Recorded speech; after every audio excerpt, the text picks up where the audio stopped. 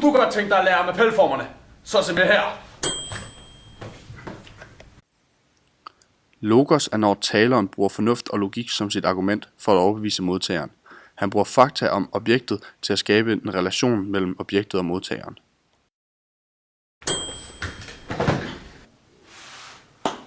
Æbler, de er gode for dig. De er sunde og fyldt med vitaminer.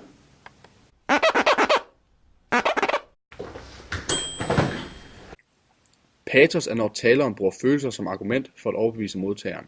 Han appellerer til modtageren for at skabe en følelsesmæssig relation imellem modtageren og objektet. Jeg er så sulten. Jeg kunne godt spise et æble. De smager bare så godt.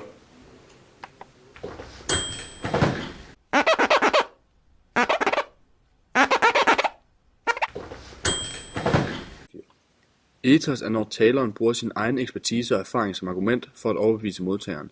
Han fortæller om, hvor meget han ved om emnet for at skabe en stolende relation mellem modtageren og objektet. Jeg kan anbefale æbler til dig. Ja, de er rigtig gode for dig, og så har jeg studeret dem i snart 20 år nu, og de er gode for det helbred. Ved du egentlig godt, hvorfor æbler de er gode for dig? Nej, det tror jeg ikke lige.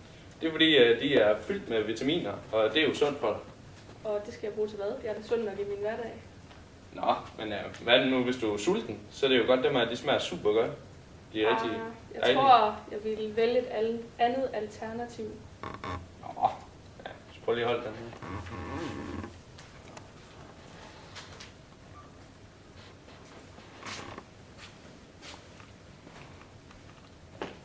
Nu er det jo sådan, at jeg har studeret æbler i snart 20 år nu, og jeg kan fortælle dig, at de er rigtig sunde for dig. Og det er mig, der siger det, og jeg er altså klog.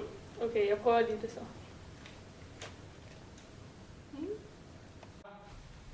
Nu. Fuck, gjorde det ikke ondt det der? Ja, det tænkte jeg.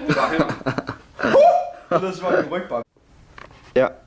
Okay, tiden er slut. Ja. Okay, tiden er slut. That was not enough.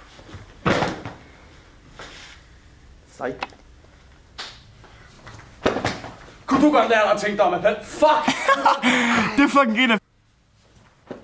Kunne du godt tænke dig at lære om fuck nu mig? Jeg kan ikke lide replikker. Det var appelformerne. Tak fordi I kiggede med. Ha' en god onsdag. Jeg fandt ud